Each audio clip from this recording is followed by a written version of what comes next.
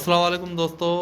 ये सिस्टर सोनी है और ये इनके 3 मासूम बच्चे हैं जिनको थैलेसीमिया है और इनका ट्रीटमेंट चलता रहता है।